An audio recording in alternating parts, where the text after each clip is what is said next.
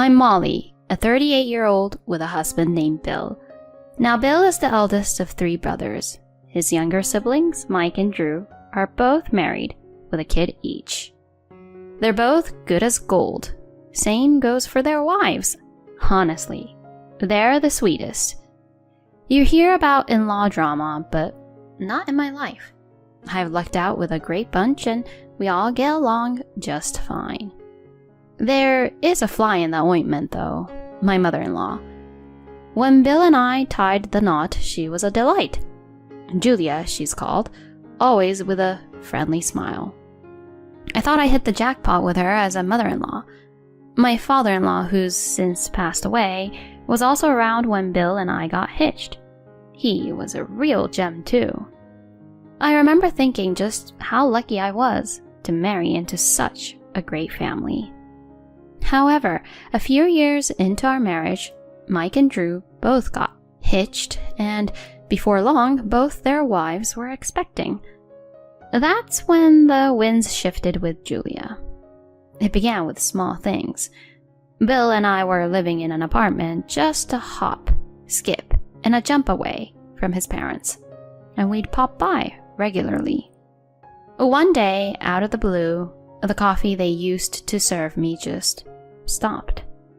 I thought maybe Julia has simply forgotten, so I asked her, "Could you pour me a cup of coffee?" Her response was a harsh, "Don't ask every time. Think for yourself. You're so intrusive." I never heard such words from her before. It knocked me for 6, and all I could muster was an apology. Looking back, I think that might have been the starting point.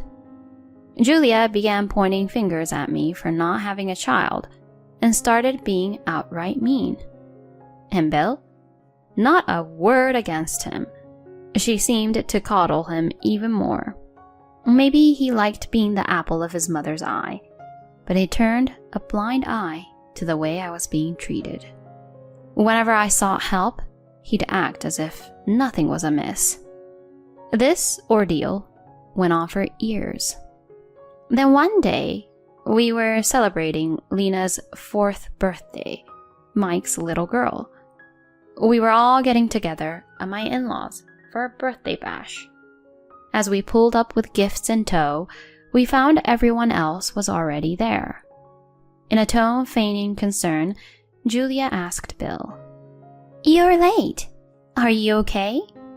When I piped up, "I'm sorry, the rows were busy," she retorted, "I wasn't asking you. I bet you were just slow getting ready. Don't bother my son. Your makeup doesn't change a thing." Her words took the wind out of my sails. Bill saw it all, but as always didn't lift a finger and made a beeline for the house. You'd think he could say something, anything. Holding on to that vain hope, I trailed after him. As we stepped into the room, the gang was all there. And Lena, the birthday girl and star of the day, darted over to me, beaming. Molly!" As I wished her a happy birthday, she replied, "Thanks for coming," with an innocent smile. And for a moment, my heart found a little peace. Just then, Julia, who clearly wasn't too thrilled about my chat with Lena, muttered under her breath, "Quit gabbing and start helping with the prep, would ya?" I mumbled an apology and made a beeline for the kitchen. There I found Nicole, my sister-in-law, and mom to little Lena. Drew's wife, the newest addition to our family, had to bail due to some unavoidable stuff she had going on today. "Hey Nicole, sorry I'm late. Need a hand?" I asked. She waved it off saying, "No worries. Julia said we're getting Uber Eats today, so we just needed to get 8 plates. I've got it covered, so you can chill." I thought there'd be heaps to do. Guess Julia was just cheesed off that I was having a blast with Lena. Together, Nicole and I carried the plates and cutlery to the table and got it ready for the family. That's when Julia decided to drop her surprise. "The Uber Eats is here with some roast beef. Since it's Lena's big day, I thought we could splash out a bit," she said, looking rather chuffed. We served the roast beef and bam, we were ready to roll. Everyone started taking their seats as per Julia's seating chart. Bill, my husband, found his seat next to Mike, so I tried to slide in next to him, but Julia was quick to intervene. Hold your horses, Molly. Bill's next to Mike. You can't sit there. I was flummoxed. Where should I sit then? I asked, but she didn't say anything. In the end, I was left standing like a lemon. After a bit, Julia was all, Well, shall we dig in? But I was still on my feet, and for some weird reason, there wasn't a roast beef in sight for me. Julia, where do I tried to ask, but she interjected. Oh, you're still there. I forgot. Grab any spot that's free, okay? Hearing this, I plonked down at the very last seat, but there was just a small plate and a fork, no roast beef. I had a sinking feeling, but still took a shot. Julia, I'm missing a roast beef. Oh, looks like I messed up the count when I ordered. My bad, Molly. How about some mac and cheese? She suggested, grinning like a Cheshire cat. Mac and cheese? I echoed, baffled. Yeah, we've got some leftovers from last night in the fridge. Just zap it in the microwave, she said casually. I was taken aback, but Julia, as chill as ever, called out, Let's eat, and started tucking in. Everyone else seemed a bit gobsmacked, but even Bill started carving into his meat. I sighed and heated up the leftover mac and cheese and dug in. Just then, Nicole, who was sat next to me, whispered, Hey sis, let's go halves on mine. But I feel bad. I started, but she cut in. Don't sweat it. It's weird that you're the only one without any. I can't polish off this beast on my own anyway. I thanked her and was about to nick a slice of her beef when Julia hollered. Wait! What do you think you're doing? Nicole, you're still young and planning on kid number 2, right? You've gotta eat right, she said, stopping me from taking a bite out of Nicole's portion. But Julia, Molly's food is... Nicole tried to step in for me, but Julia cut her off. It's fine. Molly doesn't seem keen on having any kids, she retorted. A smirk plastered across her face as she gauged my reaction. Feeling bad for Nicole, who'd been dragged into this, I replied, I'm sorry, Nicole. I'm good, really. I appreciate the thought, though. Thanks a lot. As I said that, Nicole looked like she wanted to say something, pain flickering across her face, but I chose to ignore it and dug into my reheated mac and cheese. Even I could see how miserable I was looking, being the only one at this happy get-together stuck with mac and cheese. But hey, it's not like I was in any position to kick up a fuss. So I just bit the bullet and chowed down on the mac and cheese. Then it was time for the gift-giving bit with Lena. I'd managed to snag something she'd been itching to have, but as I went to hand it over to her, my husband Bill swoops in and takes it off me, giving it to Lena himself. And to make things worse, my mother-in-law was smirking at the whole scene. And here I was, the one who'd trekked to the store and put down the cash for the gift. Lena, however, responded with a heartfelt, Thank you, and promptly ripped into the wrapping paper. The moment she caught sight of what was inside, she let out an excited, Wow! and rushed over to me. Molly, this is what I said I wanted. You remembered. Thank you. My quick on her feet mother-in-law Julia jumped in though.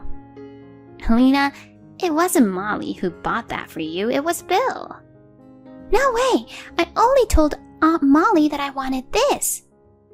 Uncle couldn't know that. Grandma, aren't you being weird? Lena defended me, thanking me over and over again. I gotta say, her words were a real lifesaver.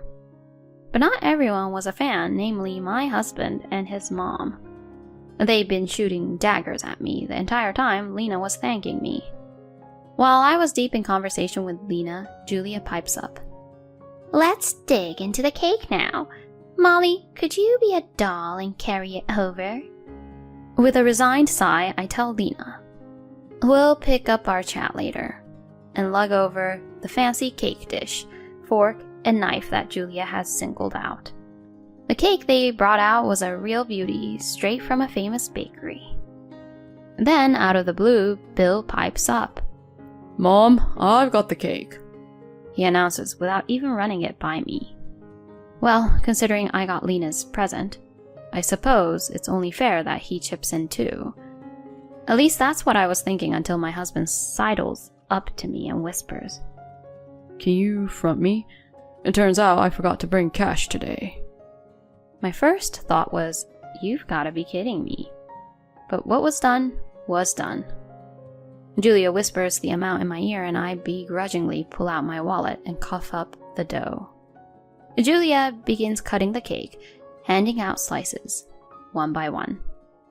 Everyone ready for the cake? Dig in, she announces. And yet again, I had this sneaking suspicion. And yup, my piece was missing.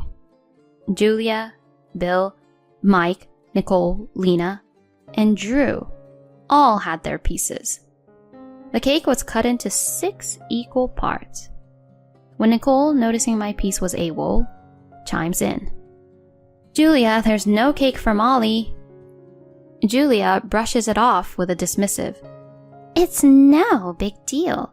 She could stand to lose a few pounds, and it's a shame to cut up this perfectly sliced cake again. All this while chuckling.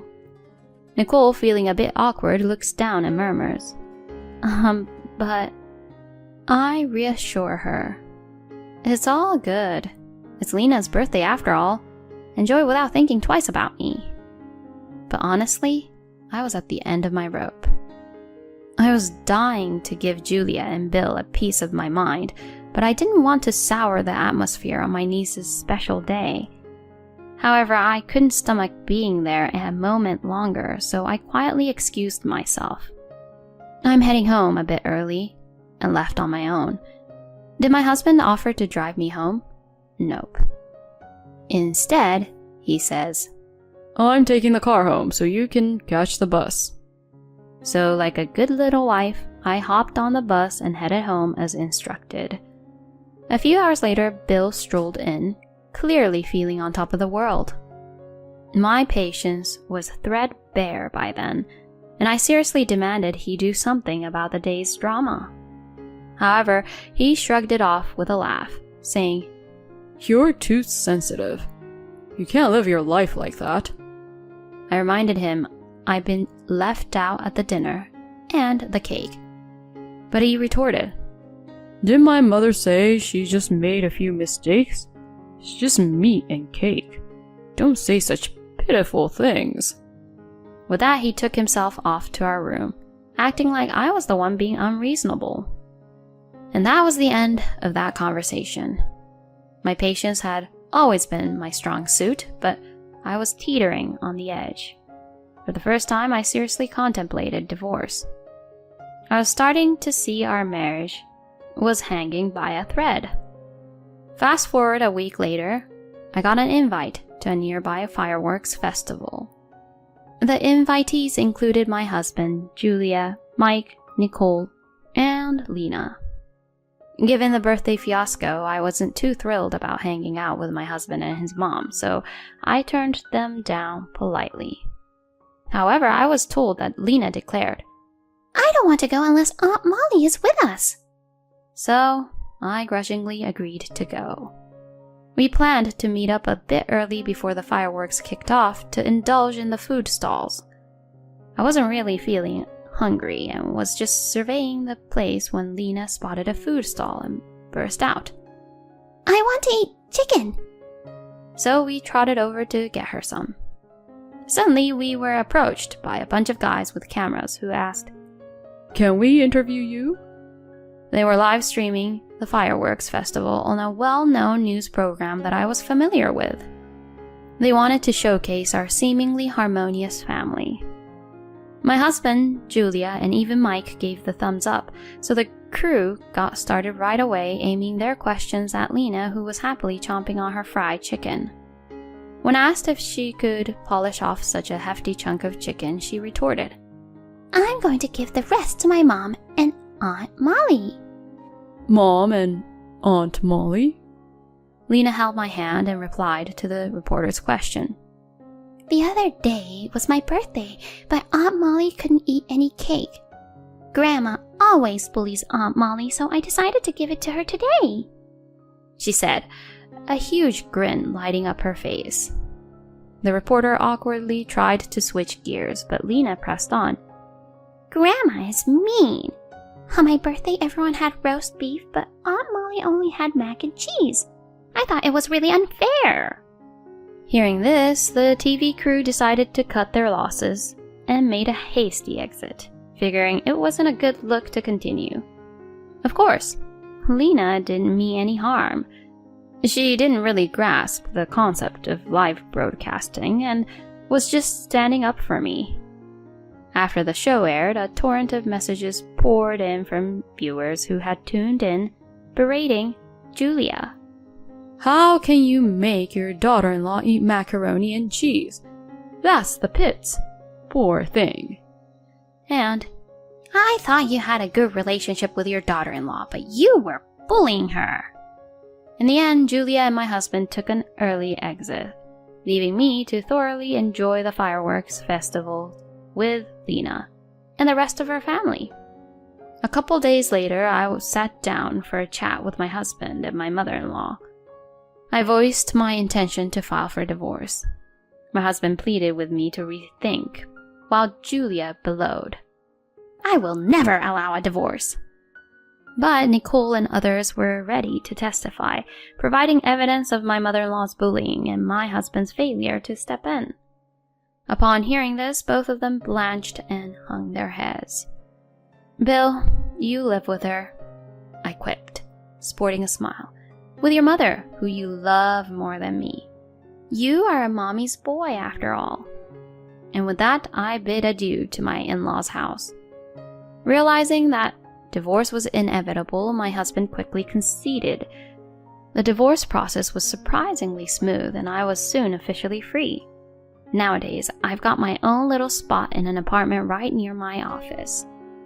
It's a cozy place my brother used to call home. After the divorce, my ex found himself a bit strapped for cash, since I was the one footing 80% of the rent, and he wound up moving back in with his mom. Since all this went down, Lena's made it clear she doesn't want anything to do with Julia, and hasn't set foot in her grandparents' house. But hey, silver lining, I've kept up a pretty steady rapport with Lena's family, meeting up with them on the regular. Let's celebrate my next birthday together too, Aunt Molly, Lena told me. Honestly, I'm already counting down the days to her next birthday.